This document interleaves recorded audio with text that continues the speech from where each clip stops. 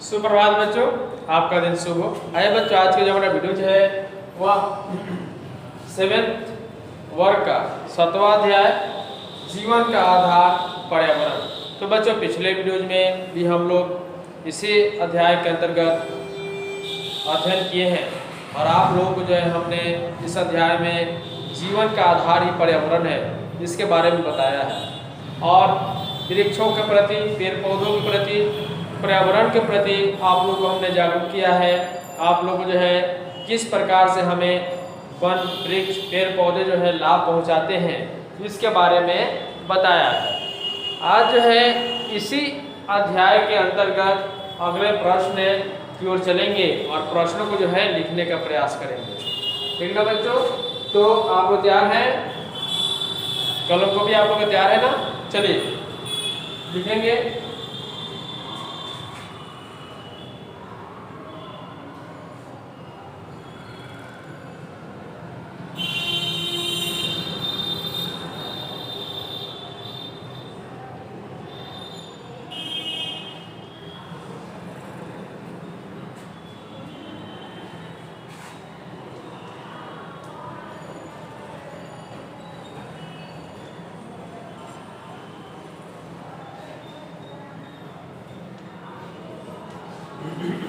लिखेंगे। तो देखिए, इसमें प्रदूषण के बारे में हम जानते हैं कि ध्वनि प्रदूषण, जल प्रदूषण और वायु प्रदूषण ये प्रदूषण है। तो सबसे पहले आप इस प्रश्न को लिखिए।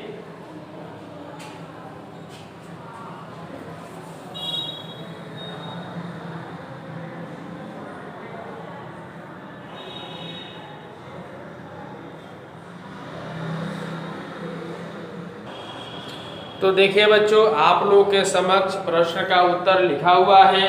प्रश्न को मैं दोबारा जो है आप लोग के समक्ष जो है पढ़ता हूँ और आप प्रश्न के विभिन्न प्रकारों को लिखें, उनका संक्षिप्त विवरण भी दें। अर्थात इसके बारे में अच्छे ढंग से आप लोग लिखना है, संक्षिप्त में लिखना है।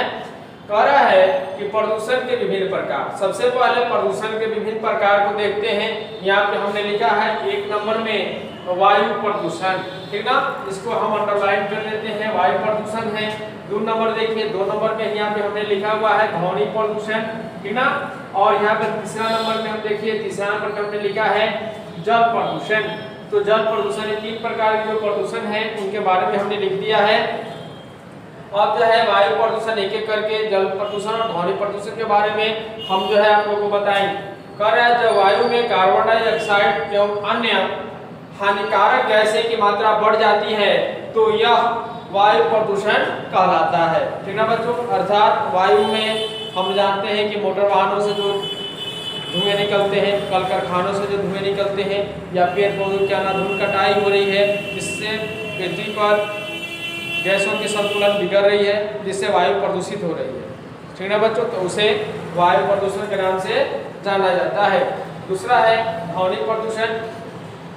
तो वायुमंडल में अवांछित तीव्र ध्वनि की मौजूदगी जो हमारे कानों और मस्तिष्क को पीड़ा दे, ध्वनि प्रदूषण कहलाता है।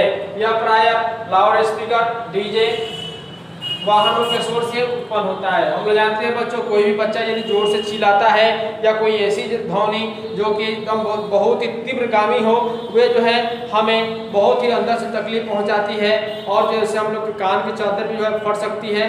इसे ही ध्वनि प्रदूषण के नाम से जाना जाता है।